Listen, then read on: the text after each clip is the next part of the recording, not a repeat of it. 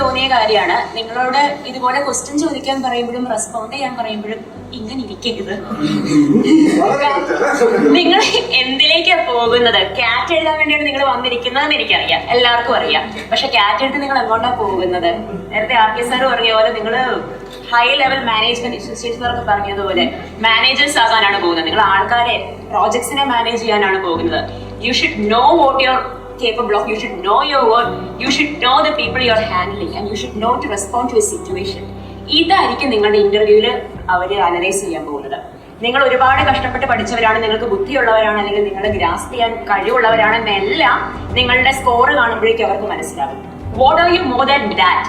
അതാണ് അവർ ഇന്റർവ്യൂവിൽ നോക്കാൻ പോകുന്നത്. കാറ്റിന് സ്കോർ മാത്രം മേടിച്ചാൽ മതിയോ? പോരല്ലോ, കോളേജിലും കൂടെ എത്തണമെങ്കിൽ നിങ്ങളുടെ പേഴ്സണാലിറ്റി കൂടെ ഒരുപാട് മാറണം, നിങ്ങളുടെ ആറ്റിറ്റ്യൂഡ് ഒരുപാട് മാറണം.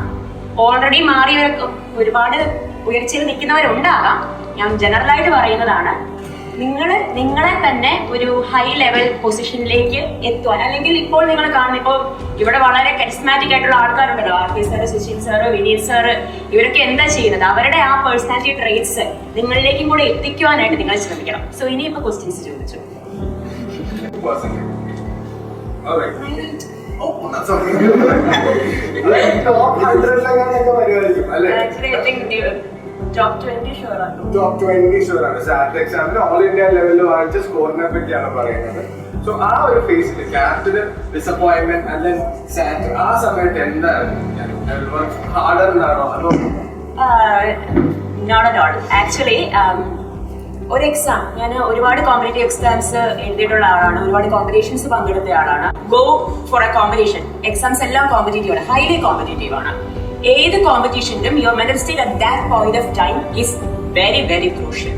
നിങ്ങളുടെ അത് ഒരുപാട് കാര്യങ്ങളുണ്ട്. ഒന്ന് നിങ്ങളുടെ പേഴ്സണൽ എക്സ്പീരിയൻസിൽ, അല്ലെങ്കിൽ നിങ്ങളുടെ അന്നത്തെ ഒരു പേഴ്സണൽ മെന്റൽ സ്റ്റേറ്റ്, പേഴ്സണൽ ലൈഫിൽ നടക്കുന്ന കാര്യങ്ങൾ, ആ സമയത്തെ ആ ദിവസം, ഹൗ മേ ബി രാവിലെ ജസ്റ്റ് എഴുന്നേക്കുന്ന സമയത്ത് ഉണ്ടാകുന്ന എന്തെങ്കിലും ഒരു ചെറിയൊരു പ്രോബ്ലം ആയിരിക്കാം നിങ്ങളുടെ ഒരു ദിവസത്തെ കംപ്ലീറ്റ് താറുമാറാക്കുന്നത്. അത്രയും സിലി കാര്യങ്ങൾ തൊട്ട് ഒരുപാട് എക്സ്റ്റേണാലിറ്റീസ്, നിങ്ങളെ പറഞ്ഞതുപോലെ പുറത്ത് മഴ പെയ്യുകയായിരുന്നു, അതുവരെ അഫക്ട് ചെയ്യാം നിങ്ങളെ. സോ ആ സമയത്ത് നിങ്ങൾക്ക് ആ പോയിന്റ് ഓഫ് ടൈം, കാറ്റിന് 2 hours, ആ 2 hours നിങ്ങൾ എങ്ങനെ, how can you conduct your self, അത് വളരെ ക്രൂഷ്യലാണ്. സോ കാറ്റിന്റെ സമയത്ത് എന്റെ മെന്റൽ സ്റ്റേറ്റ് അത്രയ്ക്ക് നല്ലതല്ലായിരുന്നു.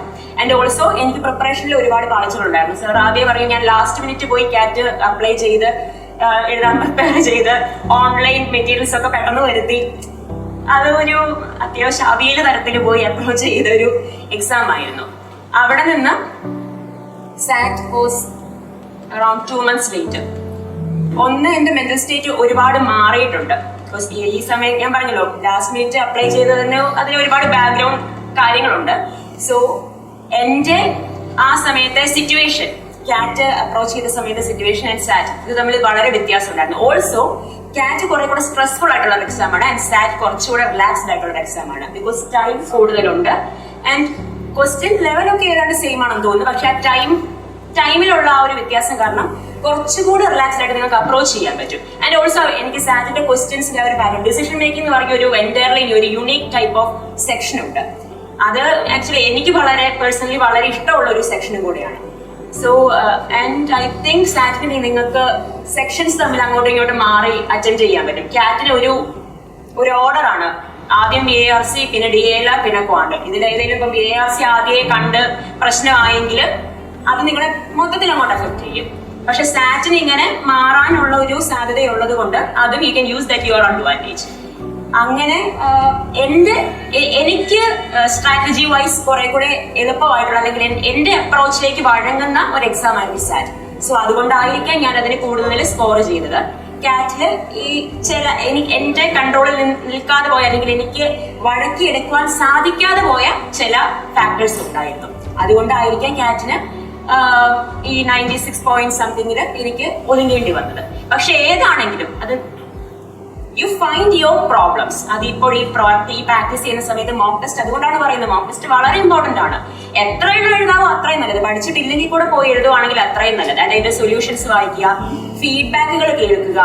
നിങ്ങളുടെ പ്രോബ്ലംസ് അറിഞ്ഞെങ്കിൽ മാത്രമേ നിങ്ങൾക്ക് എവിടെയാണ് വർക്ക് ചെയ്യേണ്ടതെന്ന് മനസ്സിലാകുള്ളൂ.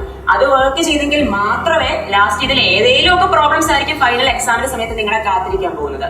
അത് അപ്പോൾ കണ്ട് സമയമില്ല, 2 hours ഉള്ളൂ. അതിനിടയ്ക്ക് ഇതിനെല്ലാം ഓവർകം ചെയ്ത് ക്വസ്റ്റിനും വായിച്ച് ആൻസർ എഴുതി, ആൻസർ കൃത്യമായിട്ട് എഴുതി വരണമെന്നുണ്ടെങ്കിൽ അതൊരു സ്ട്രെയിനസ് ടാസ്ക് തന്നെയാണ്. So know to conduct yourself during the exam. അതാണ് ഏറ്റവും ഇമ്പോർട്ടന്റ് ആയിട്ട് എനിക്ക് പറയാനുള്ളത്. പിന്നെ പഠിച്ച രീതിയൊക്കെ ഇപ്പം എന്റെ സ്റ്റോറിയും നിങ്ങളുടെ സ്റ്റോറിയും ഹൈലി ഡിഫറെന്റ് ആയതുകൊണ്ട് അത് പറഞ്ഞാൽ അത്രയ്ക്ക് യൂസ്ഫുൾ ആകുമെന്ന് എനിക്ക് തോന്നുന്നില്ല. പക്ഷെ എക്സാം എഴുതുന്ന സമയത്ത് it's all about how your brain works at that moment. അതിന് സൈക്കോളജി, ഫിസിയോളജി, ഹെൽത്ത് എല്ലാം ഒരുപാട് ഇമ്പോർട്ടന്റ് ആയിട്ടുള്ള കാര്യങ്ങളാണ്. So keep your self and maintain your self. അതാണ് എനിക്ക് പറയാനുള്ളത്.